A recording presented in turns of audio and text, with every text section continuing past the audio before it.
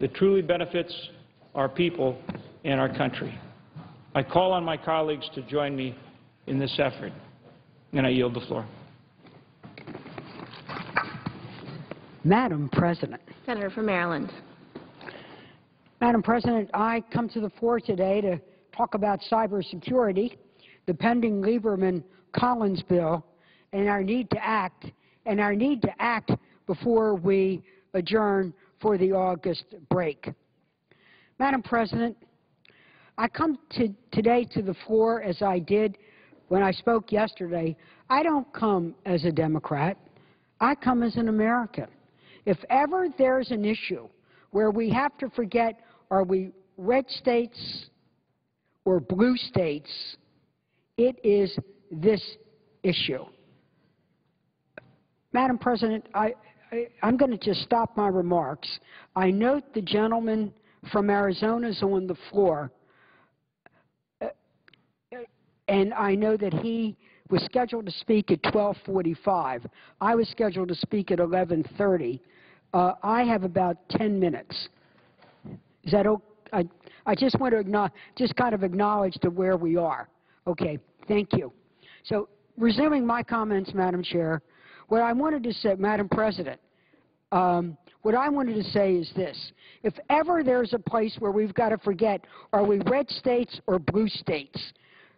We have to forget what we have on our bumper stickers, and we've got to come together and not be the red state party or the blue state party, but to be the red, white, and blue party for the United States of America.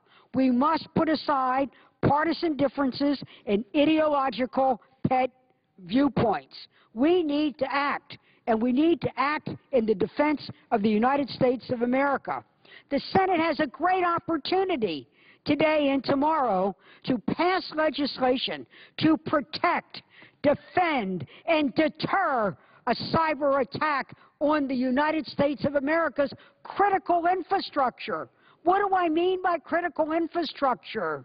It is our electrical power grid, our financial services, our water supplies, those things that are the bread and butter of keeping America, its business, and its families going. Through voluntary participation, we can work with the private sector who owns and operates the critical infrastructure to keep our critical infrastructure hardened and resilient against attack. I worry. I really worry about the possibility of an attack. We know that there are already attacks going on, particularly in our financial services. We know that our personal identity is being hacked. We know that small business is being attacked. I'll give examples later on. But not only do I worry about an attack, I equally worry about our inertia, where we do nothing. We do nothing. Now, I bring to the Senate and all who are watching's attention that Leon Panetta, the Secretary of Defense, has called our cyber vulnerability our potential digital Pearl Harbor. We don't want a digital Pearl Harbor. The gentleladies from New York, we don't want a cyber 9/11. We can act now. We can act when it is in our power to protect, defend, deter these attacks. That's what I want. I want us to have a sense of urgency. I want us to go to the edge of our chair. I want to put our best thinking on to be able to do the kind of job we need to do to find a sensible center on how we can do that. Right now, our adversaries are watching us. We're debating protecting America from cyber attacks, and it looks like we're doing nothing. That when all is said and done, more gets said than gets done. Do you know what we act like our adversaries don't have to spy at us. They can just look at the Senate floor and say, what the heck are they doing? You know what they do? They're going to look at us and say, there they go again. There they go again. We know that their own inability to pass legislation, their own partisan gridlock and deadlock works to our predatory enemies in a positive way. They're saying, well, our first line of attack is for them to do nothing. So we know then that how can we make sure the critical infrastructure is vulnerable? How can we weaken the critical infrastructure? One of which is not to pass legislation putting in those hardened, resilient ways to protect, defend, and deter. Our adversaries are laughing right this minute. They just have to watch us. Well, I'm telling you, this is no laughing matter. This is no laughing matter. What is the intent of a cyber attack? What is the intent? Is it the same intent as a nuclear attack? Is it the same intent as flying into the World Trade Center? It's all the same. It's to create chaos. It's to create civil instability. And it's to create economic catastrophe that makes 9/11 look like a minuscule. Just think about a cyber attack in which our grid goes down. Think of a blackout in New York. Think of a blackout in Baltimore. You remember when we did the cyber exercise here where it showed what would happen? The stoplights go down. The lights go out in the hospitals. The respirators go off. Business shuts down. Commerce shuts down. 9/11 shuts down. America is shut down. And we will be powerless and impotent to put it back on in any quick and expeditious manner. Right now, we are in the situation where we have an early missile detection zone. We know the cyber attack will come. We need to go now to do something. So with this cyber attack, think of the chaos of no electricity. Just think of it. We all go through blackouts, and we had a terrible freak storm here a few weeks ago.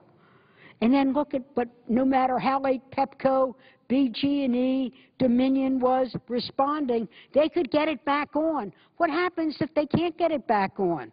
What happens if they can't get it back on for weeks or longer?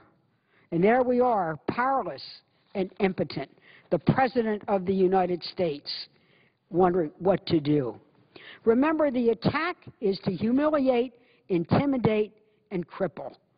Humiliate, making us look powerless, intimidate, to show there's this power that can do us, and to cripple our functioning as a society. Whew, I find it chilling. We saw an attack on a little country called Estonia. Madam Chair, that's how I got into this, sitting on the Intelligence Committee. I can say it now because it's been more than 5 years ago. It was brought to my attention that Estonia, a brave little country that resisted communism, now part of NATO, who had challenged the Soviet Union, was being attacked. The electricity was going off in Tallinn and around Estonia. We thought on the Intel Committee that it was going to be the first cyber attack on a NATO nation, and we were going to trigger the NATO Charter, Article 5, that an attack on one is an attack on all. Well, thanks to the United States of America, our great British allies, we had the technical know-how to go in and help them. But who's going to have the technical know-how to come in and help us? So we have the technical know-how right now to make our critical infrastructure hardened and resilient. Well, we shouldn't harden our positions so that we can get to a resilient critical infrastructure. I could go on with examples. I know my colleague from Arizona wants to come to the fore, but I just want to say this. I've been really involved in this from not only my work on the Intel Committee, but I fund the Justice Department through the Appropriations Committee and been very involved hands-on with the policy issues around the FBI.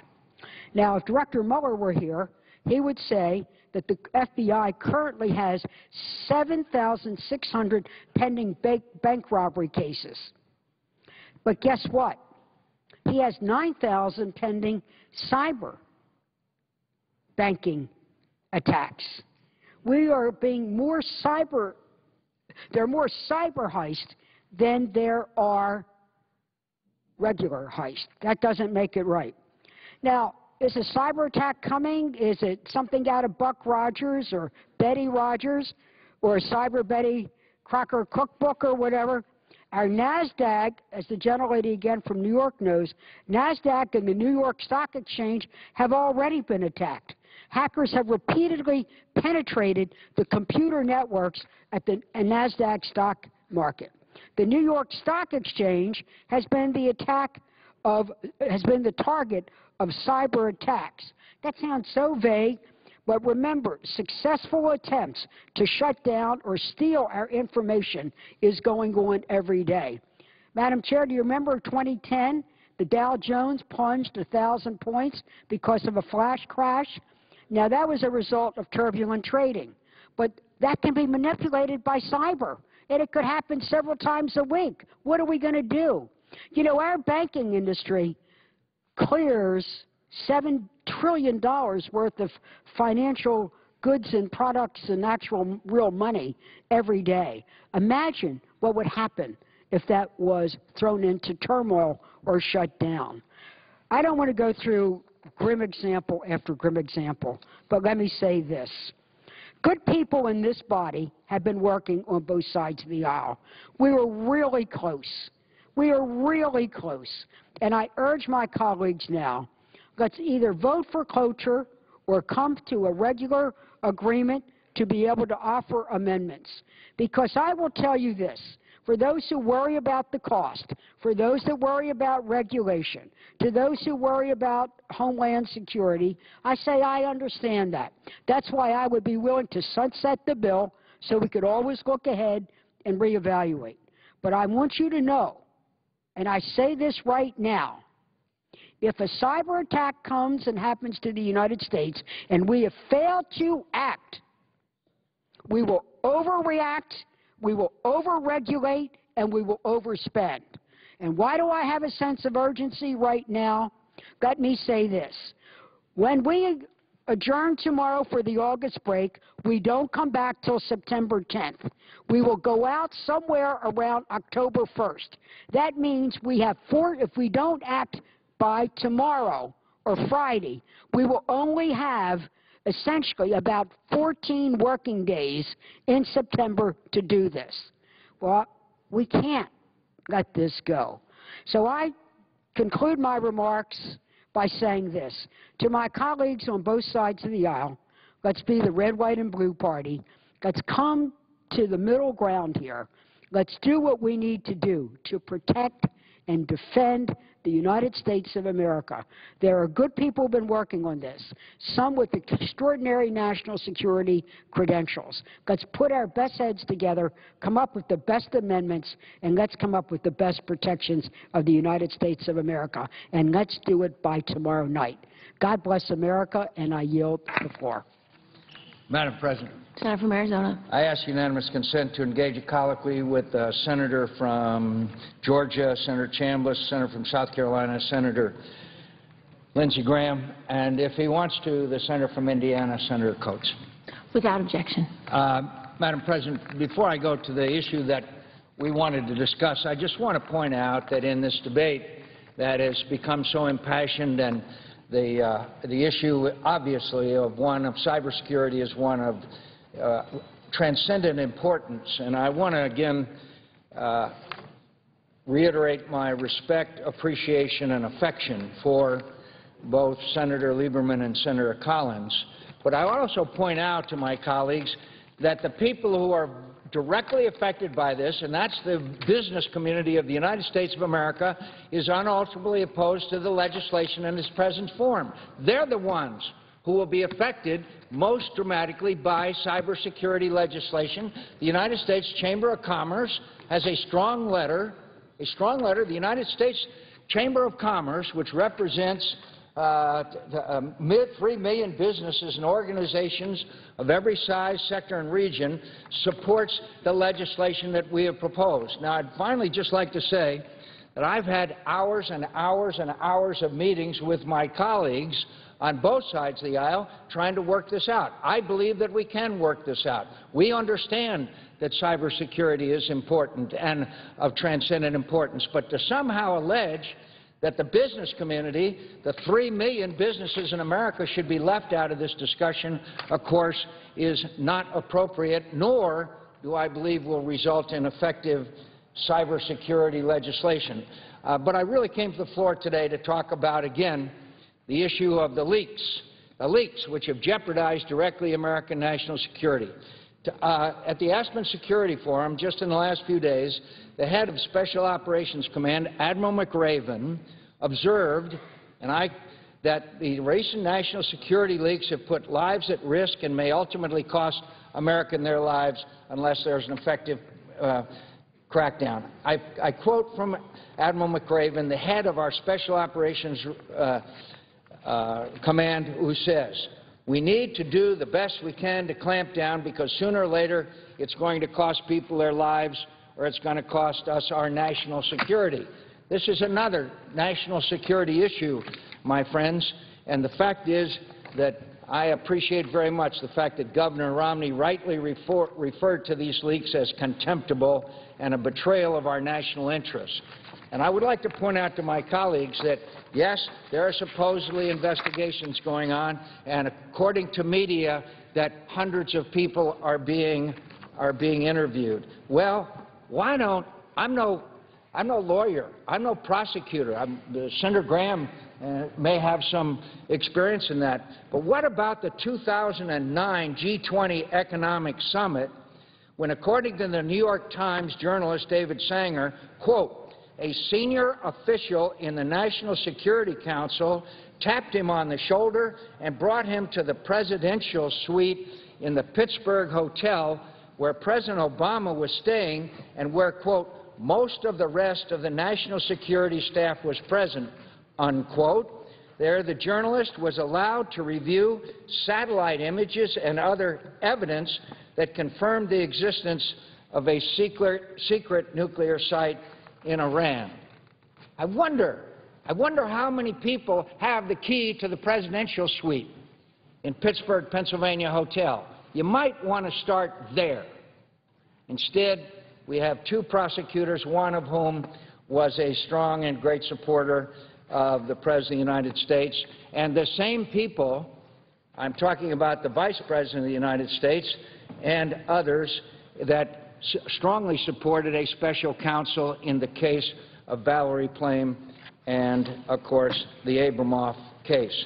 We need a special counsel to find out who was responsible for these leaks. And I'd ask my colleague, Senator Graham, if he has additional comments on this issue. And it's receded somewhat in the media, but the damage that has been done to our national security is significant. It has put lives at risk, and it has betrayed our allies. This is an issue that we cannot let go away until those who were responsible are made responsible for these actions. Thank you. My comment in response to your question, Senator McCain, is that what we do today becomes precedent for tomorrow. So are we going to sit on the sidelines here and allow the Attorney General, who is under siege by our colleagues in the House about the way he's handled Fast and Furious and other matters, to appoint two U.S. attorneys that have to answer to him to investigate allegations against the very White House that appointed him? The reason that so many Democrats wrote to President Bush and said, you cannot possibly investigate the Scooter Libby Valerie Plame leak because it involves people very close to you. Well, let's just read some letters. Biden, Schumer, Levin dash a letter to President Bush, October 9, 2003. We're at risk of seeing this investigation so compromised that those responsible for this national security breach will never be identified and prosecuted. Public confidence in the integrity of this investigation will be substantially bolstered by the appointment of a special counsel. Senator Biden, I think they should appoint a special prosecutor, but if they're not going to do that, which I suspect they're not, is get the information out as quick as they possibly can. This is not a minor thing. There's been a federal crime committed. The question is who did it, and the President should do everything in his power to demonstrate that there's an urgency to find that out. Then he goes on later and says there's been a federal crime committed. You can't possibly investigate it yourself because people close to you are involved. The Abramoff scandal, which involved Jack Abramoff, a person very close to House leadership and some people in the Bush administration, our Democratic colleagues, 34 of them, said the following: FBI officials said that the Abramoff investigation involves systematic corruption within the highest levels of government. Such an assertion indicates extraordinary circumstances, and it is in the public interest that you act under your existing statutory authority to appoint a special counsel. So our Democratic colleagues back during the Bush administration said, we don't trust you enough to investigate compromising national security by having an agent outed allegedly by members of your administration. We don't trust the Republican Party apparatus enough to investigate Jack Abramoff because you're so close to him, and that you should have special counsels appointed. Well, guess what? They did. Here's what I'm saying. I don't trust this White House to investigate themselves. I think this reeks of a cover-up. I think that the highest levels of this government surrounding the president intentionally over a 45-day period leaked various stories regarding our national security programs to make the administration look strong on national security. I don't think it's an accident that you're reading in the paper about efforts by the administration and our allies to use cyber attacks against the Iranian nuclear program as a way to try to head Israel off from using military force. I don't know if it happened or not, but the details surrounding the cooperation between us and Israel and how we engaged in cyber attacks against the Iranian nuclear program are chilling and something you should not read about in the paper. The second thing that you read about in the paper was how we disrupted an underwear bomber plot where there was a double agent who had infiltrated an al-Qaeda cell, I believe it was in Yemen, and how we were able to break that up, and the man was given a suicide vest that was new technology, couldn't be detected by the current screening devices at airports, and how we were able to basically infiltrate that cell, and God knows the damage done to our allies in that operation. Could I ask, my friend, yes. isn't it also true that this individual had some 23 family members whose lives were also placed in danger because of the revelation of his identity? That's what we've been told in the paper. And you also got a story about the kill list, a blow-by-blow description of how President Obama personally oversees who gets killed by drones in Pakistan. And at the end of the day, I'm not so sure that's something we should all be reading about. But if that's not enough, what about releasing the Pakistani doctor, the person who allegedly helped us find bin Laden? His role in this effort to find bin Laden is also in the paper, and now he's in jail in Pakistan. Now, the sum total is that the leaks have been devastating. They have put people's lives at risk. They have compromised our national security unlike anything I've seen. And you expect us to sit on the sidelines and let the White House investigate itself? No way. Those who wrote letters in the past suggesting that Bush could not impartially investigate himself, where are you today? Is this the rule? You can't trust Republicans, but you can trust Democratic administrations to get to the bottom of things that they're involved in up to their eyebrows? Do you think it's an accident that all of these books quote senior White House officials? There's a review of one of the books you just mentioned, Senator McCain, that talked about the unprecedented access to the National Security Advisor. There's a vignette in one of the books where the Secretary of Defense goes up to the National Security Advisor and suggests a new communication strategy when it comes to the programs we're talking about. Shut the F up. Well, that makes great reading, but at the end of the day, should we be reading about all this? People's lives are at stake. Programs have been compromised. Our allies are very reluctant now to do business with us. And this was, in my view, an intentional effort by people at the highest level in the White House to leak these stories for political purposes and to accept that Eric Holder is going to appoint 2 people within his sphere of influence and call it a day is acceptable is not going to happen.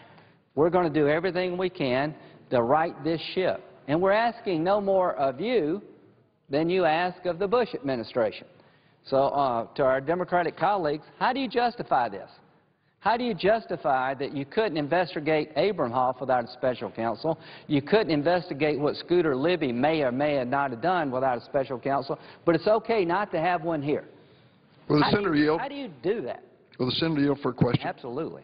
The Senator asked whether this side would like to explain the position. I'd be happy to do it at this point, but I can wait until you've completed your colloquy, so it's your choice. Whatever you'd like to do, I'm dying to hear how you think it's good government not to have a special independent counsel investigate the most damaging national security leaks in decades. I'm dying to hear your explanation.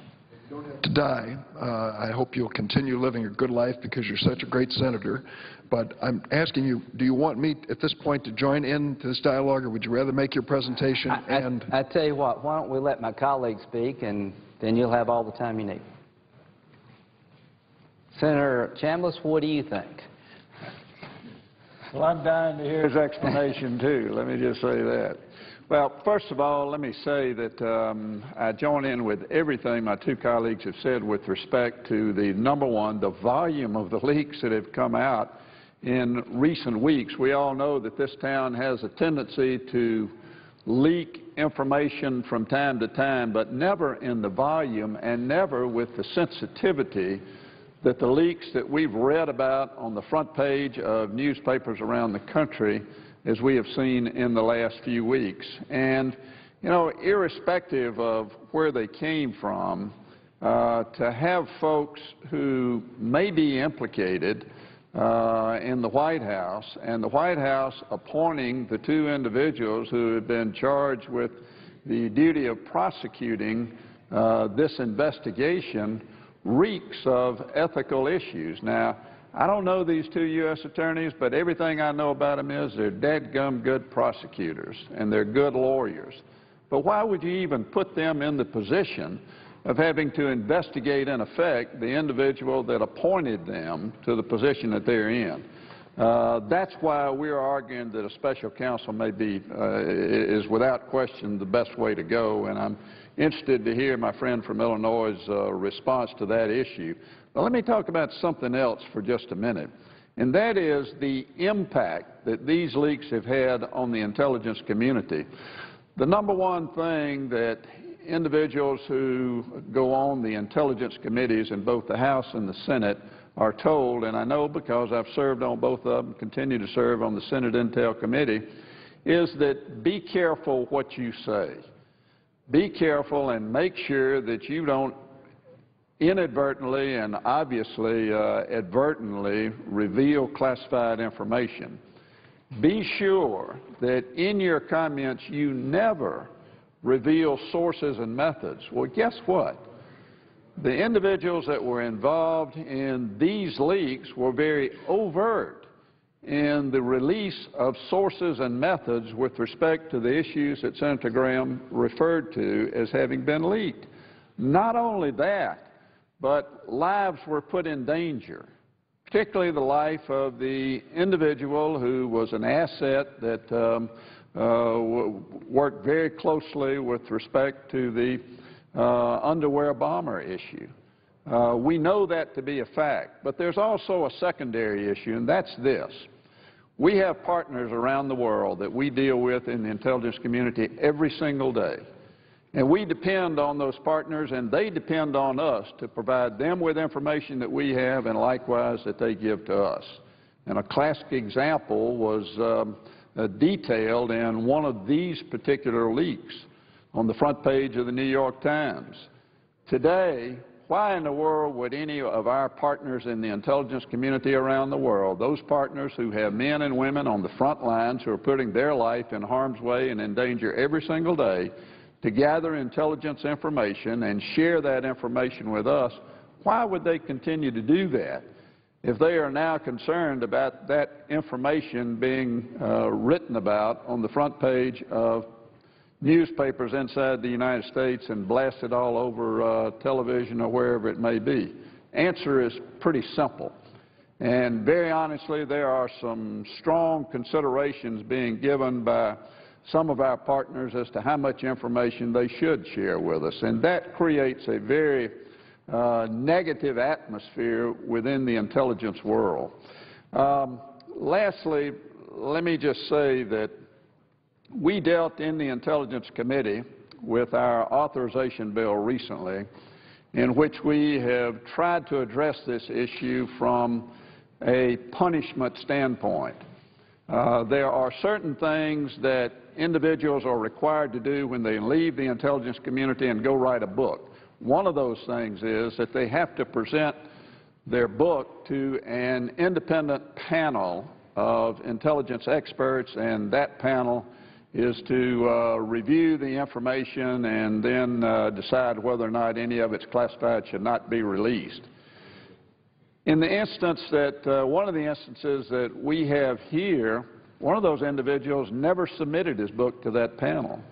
In another instance, an individual submitted his book to the panel, and the panel said, you need to be careful in these areas, and the advice from that panel was pretty well disregarded. One of the provisions in our bill says that if you do that, if you fail to submit your book to that panel, or if you disregard what that panel tells you to do, then you're going to be subject to penalties. Part of those penalties include the possible removal of your right to pension from a pension from the federal government, of the portion that the government is obligated to pay you, not what they have contributed. We are now being criticized in the intelligence community. Our intelligence bill is being criticized by some individuals out there, and guess who it is? It's the media, and it's the White House. What does that tell you about their fear and their participation in the release of classified information? So this issue is of critical importance, and it simply has to stop for any number of national security reasons. But the ones that have been addressed by my colleagues obviously are to be highlighted, and I look forward to whatever comments the senator from Illinois may have with respect to justifying. I know he's not going to justify the leaks because I know him too well, but whatever his justification is for proceeding in a prosecution manner the way that the Department of Justice is going versus what the Bush administration did and appoint a special counsel in a case that, by the way, pales in comparison to the leaks that took place in this particular instance. Mr. President, before we turn to my friend from Illinois for his, I'm sure, convincing explanation as to why a special counsel is not required, even though it was in the opinion of his side in previous situation, I want to just again, and Senator from Georgia and the Senator from South Carolina will also corroborate the fact that we have been working after meeting after meeting after meeting on the issue of cybersecurity. We believe that we have narrowed it down to 3 or 4 differences that could be worked out over time. Among them are liability. Another one is information sharing. But I think it's also important for us to recognize in this debate the people who are most directly affected in many respects is the business community. And it's important that we have the input and satisfy, at least to a significant degree, those concerns. There are those who allege that a piece of legislation is better than no legislation. I've been around this town for a long time. I've seen bad legislation which is far worse than no legislation. So we understand, certainly I and members of the Armed Services Committee and others understand the importance of this issue. We also understand that those who are directly affected by it, those concerns need to be satisfied as well, and I commit to my colleagues to continue nonstop rounds of meetings and discussions to try to get this issue resolved. To this moment, there is still significant differences, and I say to my friend from Illinois, I look forward to hearing his convincing discussion. Thank you. I yield. Go ahead. Mr. President, I ask unanimous consent the senator from Illinois be involved in the colloquy. Without objection. I didn't know if you wanted to make your consent request that you came to the floor to make. You're not going to make it? No, you will object. Yes, I will. I want to thank my colleague from Arizona. Occasionally, historically, on the floor of the Senate, there's a debate. And this may be one of those moments. I hope it is, because it is a worthy topic. Let's get down to the bottom line here. I've served on the Intelligence Committee, as some of my colleagues have.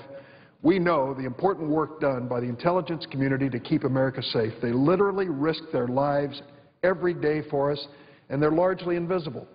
We don't see them at the military parades and other places where we acknowledge those warriors who risk their lives. But these men and women do it in so many different ways. And when I spent 4 years on the Senate Intelligence Committee, as my colleagues I'm sure feel the same, I went out of my way to make sure that I was careful with classified information so as to continue to protect this country and never endanger those who were helping us keep it safe all around the world.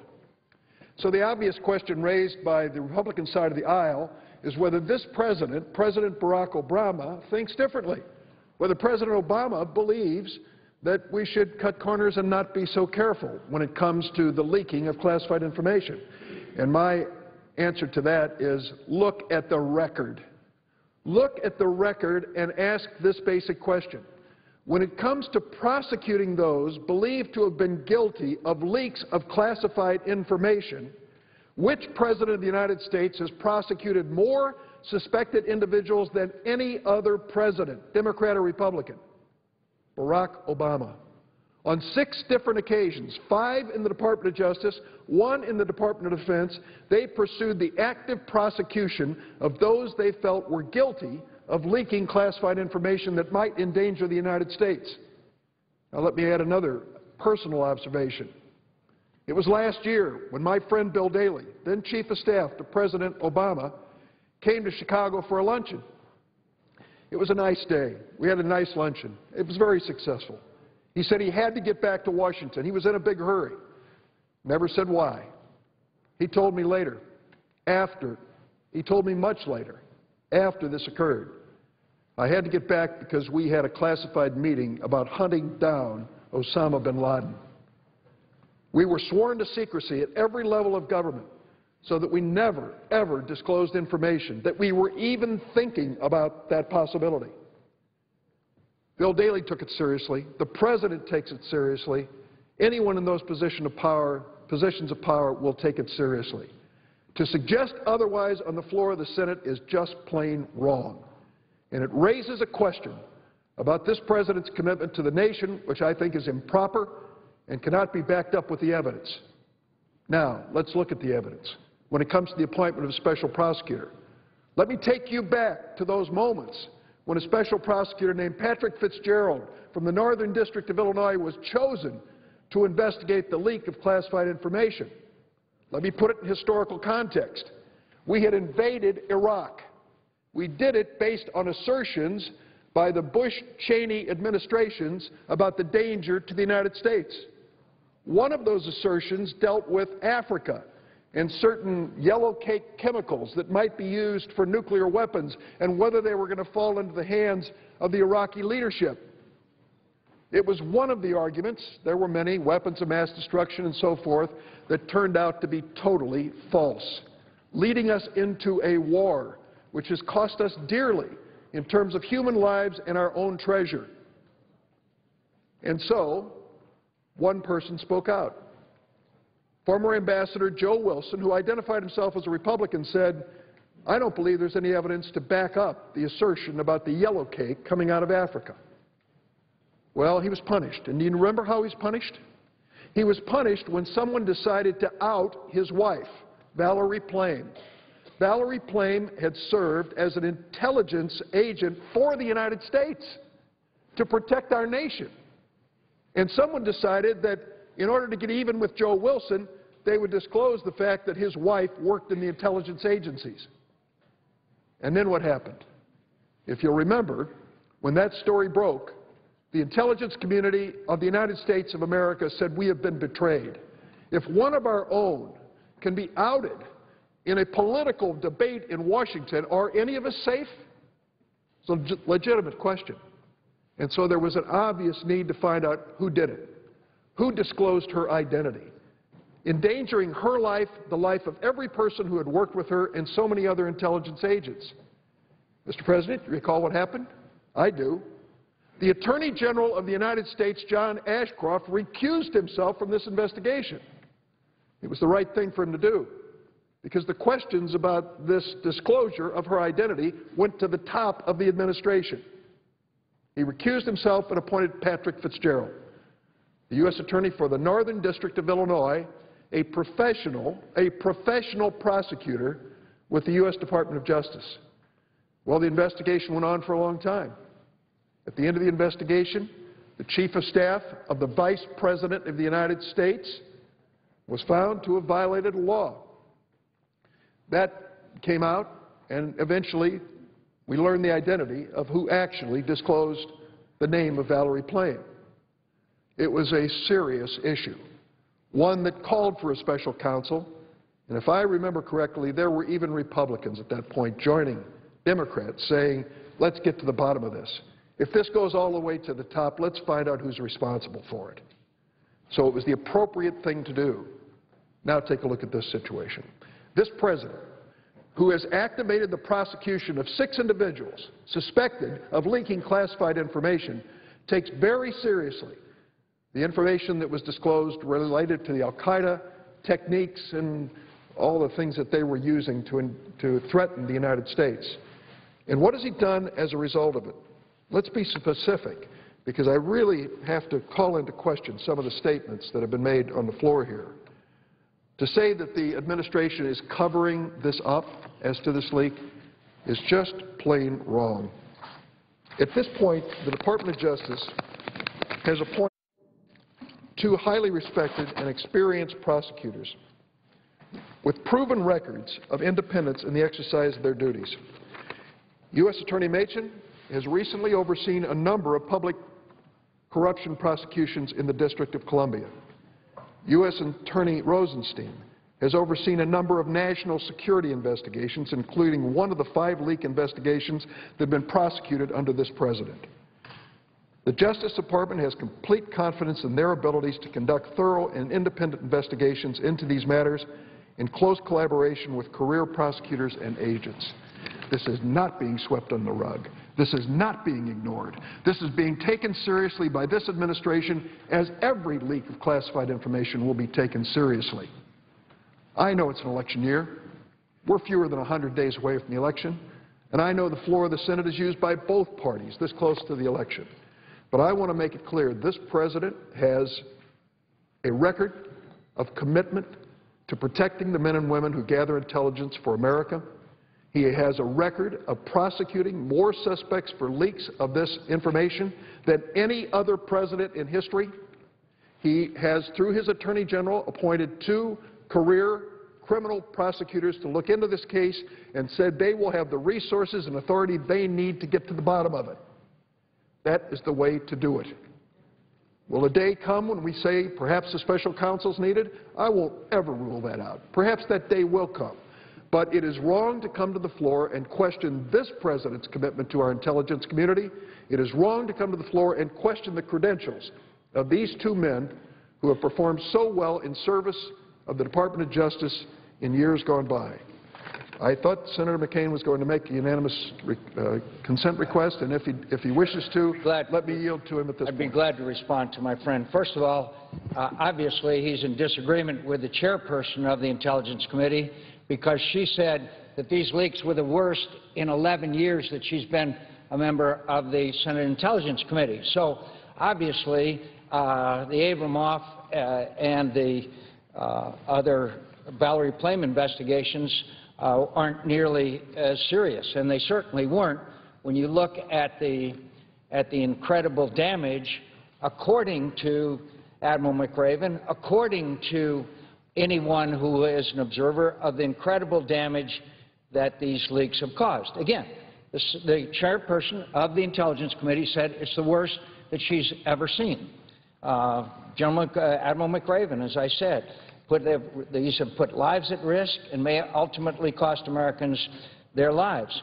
I wonder if my colleague from Illinois is concerned when, according to his book, Mr. Sanger said, a senior official in the National Security Council tapped him on the shoulder and brought him to the presidential suite in the Pittsburgh hotel where President Obama was staying, and I'm quoting from Mr. Sanger's book, most of the rest of the national security staff was present, where the journalist was apparently allowed to review satellite images and other evidence that confirmed the existence of a secret nuclear site in Iran.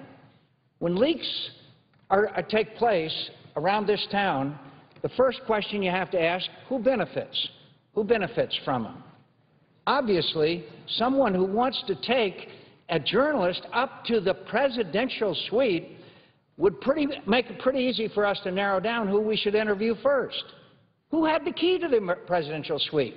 Who uses the presidential suite in a hotel in Pittsburgh?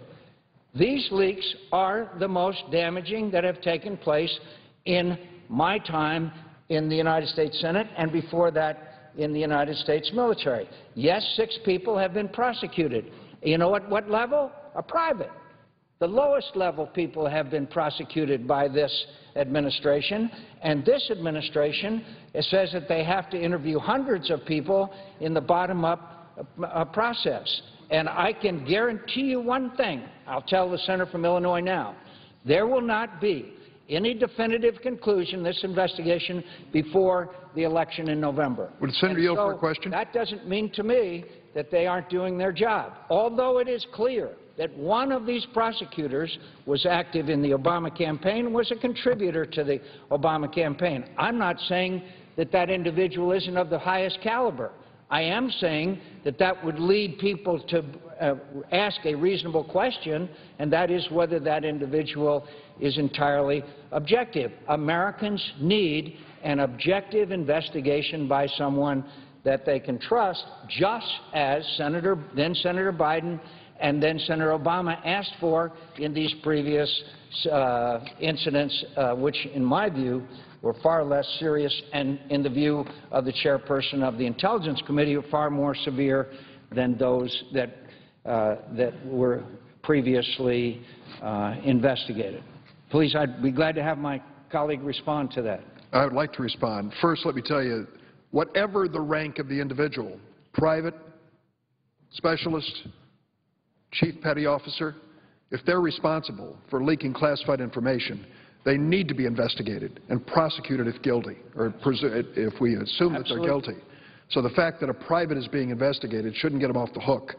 I would just say— I think it gets them off the hook. I do think that it has some significance that, as compared to this kind of egregious breach of security that's taken place at the highest level. Let me tell you, I would say to my friend from Arizona, if I'm not mistaken, it was a non-commissioned officer at best, and maybe not an officer in the Army, who's being prosecuted for the WikiLeaks. So let's not say that the rank of anyone being prosecuted in any way makes them guilty or innocent. We need to go to the source of the leak. No, but my friend would obviously acknowledge if it's a private or a corporal or something, it has not nearly the gravity that it does when a person with whom the nation has played the much higher responsibilities commits this kind of breach of— Of course. It should be taken to where it leads, period. Sure. But let me also ask, I don't know if quoting from a book on the floor means that what was written in that book is necessarily true. Perhaps the senator has his own independent information on that. No one has challenged Mr. Sanger's depiction. No one in the government, in the administration, has challenged his assertion that he was taken by a, quote, high-ranking, a senior official in the National Security Council to the presidential suite. No one has challenged that. I would say to the senator, I don't know if that has to do with the information that was ultimately leaked about al-Qaeda. It seems like it is a separate matter, but it should be taken seriously, period. What more does this president need to do to convince you, other than to have more prosecutions than any president in history of those who have been believed to have leaked classified information? If you will come to the floor, as you said earlier, and I quote, The investigation is, quote, supposedly going on, close quote. I trust the administration that the investigation is going on. What evidence do you have that it's not going on? I say to my friend, it's not a matter of trust. It's a matter of credibility.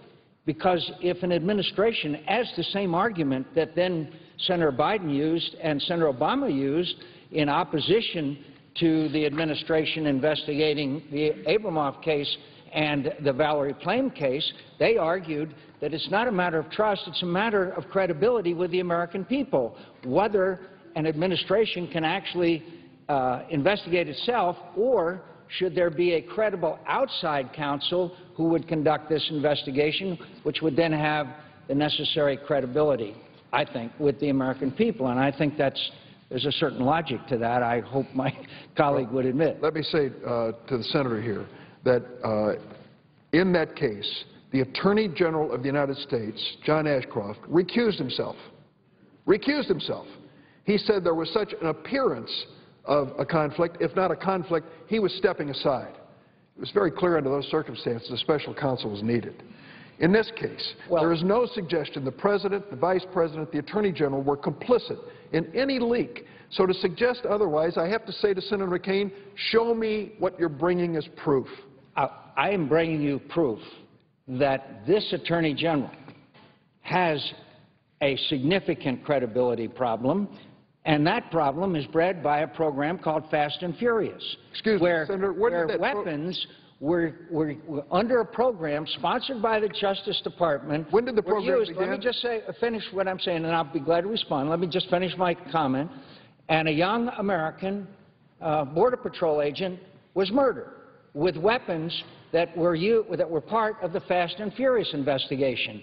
What has the Attorney General of the United States done? He has said he will not come forward with any information that is requested by my colleagues in the House. So I would have to tell you, at least in the House of Representatives and with many Americans, and certainly the family of Brian Terry, who was murdered, there is a credibility problem with this Attorney General of the United States. I say to my colleague and friend, Senator McCain, I deeply regret the loss of any American life, particularly those in service of our country. And I feel exactly... I am convinced of that. Exactly that about this individual and the loss to his family. But let's make sure the record is complete. The Fast and Furious program was not initiated by President Obama. It was started by President George W. Bush. Which, in my view, does not in any way impact the need for a full and complete investigation. Secondly, this Attorney General, Mr. Holder, has been brought before Congressional Committee time after time. I have been in the Senate Judiciary Committee when he's been questioned at length about Fast and Furious, and I'm sure he's been called even more frequently before the House committees. Third, he's produced over 9,000 pages of documents, and Chairman Issa has said, not enough, we need more. Well, at some point, it becomes clear he'll never produce enough documents. And the House decided to find him in contempt for that. That's their decision. Could I say to my I don't friend, think that was necessarily proper. But having said that, does that mean that every decision from the Department of Justice from this point forward cannot be trusted? No, but what I am saying that there is a significant credibility problem that the Attorney General of the United States has, at least with a majority of the House of Representatives. The Republican majority. On this issue, which then lends, I think, more weight to the argument that, as there was in the case of Valerie Plame and Jack Abramoff, for the need for a special counsel. And well, I don't see the connection. If the Attorney General and the President said, we're not going to investigate this matter, Senator McCain, I'd be standing right next to you on the floor calling for a special counsel. But they've said just the opposite. They've initiated an investigation and brought in 2 career criminal prosecutors whom we've trusted to take public corruption cases in District of Columbia and leaks of classified information in other cases. And he said, now you have the authority. Conduct the investigation. And they're not ignoring this. And those 2 counsels report to who? The Attorney General of the United States. And ultimately report to the people. I would think just for purposes of credibility with the American people, that a special counsel would be called for by almost everyone. Look, I understand the Senator from Illinois' position. We have our colleagues waiting. I appreciate the fact that he is willing to discuss this issue. I think we pretty well exhausted it, but... May I touch on one other issue you raised, Sure. if you have a moment? Sure. The pending bill, cybersecurity. This is a bill which I hope we both agree addresses an issue of great seriousness and gravity in terms of America's defense. And I know the senator from Arizona and some of his colleagues have produced an alternative. I support the bipartisan bills that Senators Lieberman and Collins have brought to the floor. The major group that opposes the passage of the cybersecurity bill is the U.S. Chamber of Commerce, an organization which represents the largest businesses in America. And what I've heard the senator from Arizona say over and over again is that they've got to be an important part of this conversation and this discussion. I think Senator Lieberman and Senator Collins would say, we've engaged them, we've listened to them, we've made changes consistent with what they were looking for. But clearly they have not reached the point where they are satisfied. I learned yesterday when Senator Whitehouse of Rhode Island came to the floor that, in fact, the U.S. Chamber of Commerce really turns out to be pretty expert on this issue of cybersecurity. And I call the attention of the senator from Arizona, if he's not aware of it, to a Wall Street Journal article of December the 21st, 2011. This Wall Street Journal article is entitled China Hackers Hit U.S. Chamber. And it starts by saying a group of hackers in China breached the computer defenses of America's top business lobbying group, gaining access to everything stored on its system, including information about its 3 million members, according to people familiar. The complex operation involved at least 300 Internet addresses. 4 chamber employees who worked on Asian policy had 6 weeks of their email stolen. The article goes on to say that the Chamber of Commerce didn't notice this breach that went on for 6 months. The Federal Bureau of Investigation brought it to their attention. And then they learned that the Chinese had not only hacked into the computer mainframe, they had somehow hacked into the computer-driven thermostats in their office, and at times, in the office of the U.S. Chamber of Commerce, their copy machines and fax machines were spitting out pages with Chinese characters on them. They were completely compromised by this cyber attack. Now they come to us as experts on how to avoid a cyber attack. Well, first of all, could I say to my friend, let me just finish. That's just unfair. They're not claiming to be experts on cyber attacks. They are claiming that there are issues of liability, issues of information sharing, and other issues that they believe will inhibit their ability to engage in business practices and grow and prosper. So to say that somehow they claim they are experts on cybersecurity, they're not. But they are experts on how their businesses can best cooperate, share information, resist these attacks, and come together with other people and other interests to bring about some legislation we can all agree on. And there are 3 million businesses and organizations that are represented here, I'd say to my colleague. So it seems to me that we should continue this conversation with them, particularly on issues of information and liability, but to somehow say, well, we talked to them, but we didn't agree with anything they wanted to do, is not fair to those 3 million businesses. We are making some progress, but please don't say that they portray themselves as experts. And by the way, they hacked into my presidential campaign, which shows they really were pretty bored and didn't have a hell of a lot to do. But anyway, please, go ahead, please, go ahead. I'm sure that wasn't the case. I'm sure it was a fascinating treasure trove of great insights and information. But let me just say to my friend from Arizona, I'm asking only for a little humility on both sides, both in the public sector and the private sector, by first acknowledging, as our security advisors tell us, this is one of the most serious threats to our country and its future. And we should be joining with some humility, particularly if you've been victimized, whether in your campaign or in their offices, to understand how far this has gone. The FBI, according to Senator Whitehouse, came to the floor, found 50 different American businesses that had been compromised and hacked into by the same type of operation. 48 were totally unaware of it. They didn't even know it occurred. What we're trying to do is to get these businesses to cooperate with us so that we share information and keep one another safe. At the end of the day, it's not just about the safety of the business, and I think it's important they be safe, but the safety of the American people. This is really a serious issue. Could I say to my colleague, first of all, to somehow infer that businesses in America are less interested in national security than they are in their own businesses is not, I think, a fair inference. But let me also say that what they want to do is be more efficient in the way that they can do business. For example, information sharing. As you know, there is a serious problem with liability if they are not given some kind of protections in the information sharing they would do with each other and with the federal government. So we want to make sure that they have that security so that they will more cooperatively engage in the kind of information we need. That's a vital issue. That is still something we have a disagreement on. I have no doubt that the senator from Illinois' comments about how important this issue is true. But we've got to, no one argues with that, but we've got to get it right rather than get it wrong.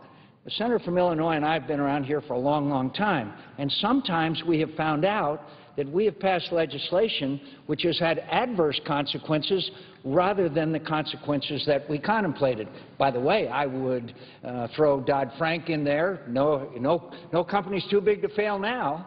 I would throw in some of the other legislation that we have passed recently which have not achieved the goals that we sought. That's why we need, in my view, more compromise and more agreement, and I believe that we can reach it. And I give great credit to both of our co-sponsors of the bill. But please don't allege that this is, quote, bipartisan in any significant way.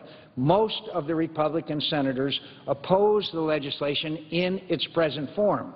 Most Republican senators, all Republican senators, understand the gravity of this situation and the necessity of acting. Please. I'd say to my friend from Arizona that I hope that we get this done this week. I know it's a big lift and a lot to do, but I believe that the